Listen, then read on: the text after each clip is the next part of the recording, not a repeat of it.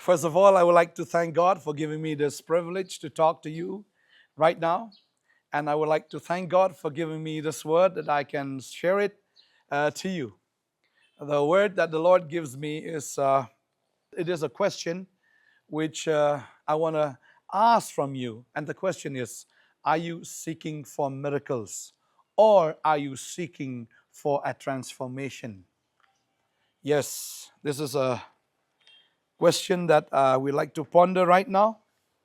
Yes, many of us seek God because of miracles.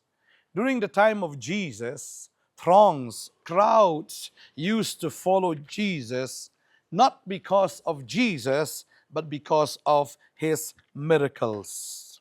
We see that Jesus fed the 5,000s and also he fed the 4,000s. He healed the lame, he healed the blind, he healed the paralyzed, he healed those who were inflicted by leprosy. He healed and he even raised people to life, even dead people. He calmed the storms, he calmed the seas, he walked on water, and he even turned water into wine. These are the miracles that Jesus did. And because of these miracles, thousands and thousands of people used to follow Jesus. They seek him every time because they need miracles in their lives. People used to come to Jesus to seek for miracles. And there was an incident in the Bible where the Bible recorded in the Gospel according to John chapter 6.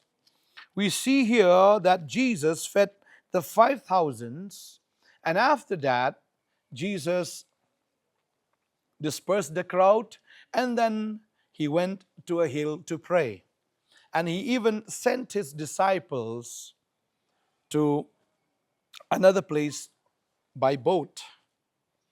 And when, you know, things happen here that when Jesus fed the 5,000s, they remembered that the Lord, that Jesus fed them, and they were seeking for Jesus again after some time.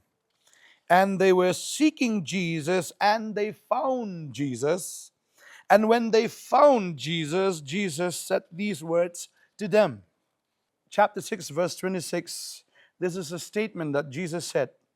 Jesus answered them, "Truly, truly, I say to you, you are seeking me not because you saw signs, but because you ate your fill of the loaves. Do not work for the food that perishes, but for the food that endures to eternal life, which the Son of Man will give to you. For on him God the Father has set his seal." So they were having a conversation with Jesus Christ, and later Jesus gave a statement again, saying, what did he say? He said, "Whoever feeds on my flesh and drinks my blood has eternal life, and I will raise him up on the last day. For my flesh is true food, and my blood is true drink. Whoever feeds on my flesh and drinks of my blood abides in me, and I in him. As the Father sent me, I live because of the Father. So whoever feeds on me, he also will live because of me. This is the bread that came down from heaven, not like the bread of fathers ate and died. Whoever feeds on this bread will live forever." Jesus said these things in the synagogue as he taught at Capernaum. When many of his disciples heard it, they said, "This is a hard saying. Who can listen to it?" But Jesus, knowing in himself that his disciples were grumbling about this, he said to them, "Do you take offense at this? Then what if you were to see the Son of Man ascending to where he was before? It is the Spirit who gives life, and flesh is of no help at all. The words that I've spoken to you are spirit and life. But there are some of you who do not believe." For Jesus knew from the beginning who those who did not believe and who it was who would betray him.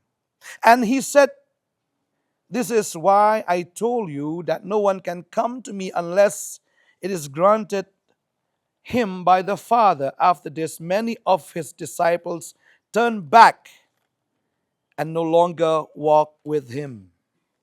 So Jesus said to the 12, "Do you want to go away as well?" Simon Peter answered him, "Lord, to whom shall we go? You have words of eternal life. And we have believed and have come to know that you are the Holy One of God." Jesus answered them, "Did I not choose you, the 12? And yet one of you is a devil." He spoke of Judas, the son of Simon Iscariot, for he, one of the 12, was going to betray him. See, the crowds followed Jesus not because of Jesus, but because of his miracles, because he was there to feed them. They were following Jesus because of their hunger, not the hunger in the spirit, but because the hunger of the flesh.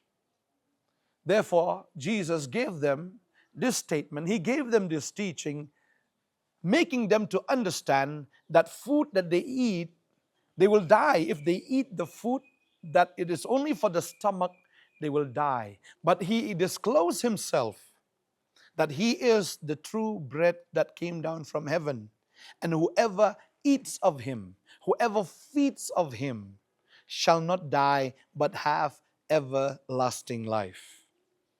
So, if anyone eats of Jesus, which means if we eat of him, which means if we are able to digest him, that we are able to receive him. See, Jesus accepts us, but we have to receive him. He accepts us just as we are, but we have to receive him in our hearts. If we receive him, just as we receive food for the stomach, we receive Jesus for our soul. And if we receive him, and if we believe in him, therefore we have eternal life. Therefore, let us not seek Jesus only for miracles, only for signs and wonders, but seek him because he is the true bread. His body is the true bread, and also his blood is true drink. If we eat of his body and drink of his blood, we have eternal life. Therefore, we believe in Jesus, we receive Jesus, and we live by his word day after day. It is not by miracles that we live, but because of the living word of God. Therefore, Peter said, "Whom shall we go?" Simon Peter answered, "Lord, to whom shall we go? You have the words of eternal life." Jesus himself is the word. John 1:1 says, "In the beginning was the Word, and the Word was with God, and the Word was God." Jesus is the Word. So when we have him, when we receive him, we have eternal life. Therefore, let us not seek Jesus only for signs and wonders, only for our miracles, but seek him for life transformation. Seek him because he is the Savior. Seek him because he is the one who loves us. And if we have him in our lives, we will not lack of anything. The Lord blesses you. I want to pray for you right now. Father, we come to you in the name of our Lord and Master Jesus Christ. Let us have an understanding, Lord, that miracles, signs, and wonders will not last. It will not give us also eternal life. But Lord, if we have you, if we have your Son, who is the true bread and also the true wine, we will have eternal life. Hallelujah. Thank you, Lord, for this message. Let us seek you with all our heart, with all our soul, with all our spirit. And if we seek you with all our hearts, we will find you. And we find you, we find eternal life. Thank you, Jesus. Bless those who are listening right now. In Jesus' precious name, amen and amen. The Lord blesses you. See you next time. Every Tuesday, we are sharing the Word of God from this channel, Potternet. So keep in touch, keep in tune. In Jesus' name, amen.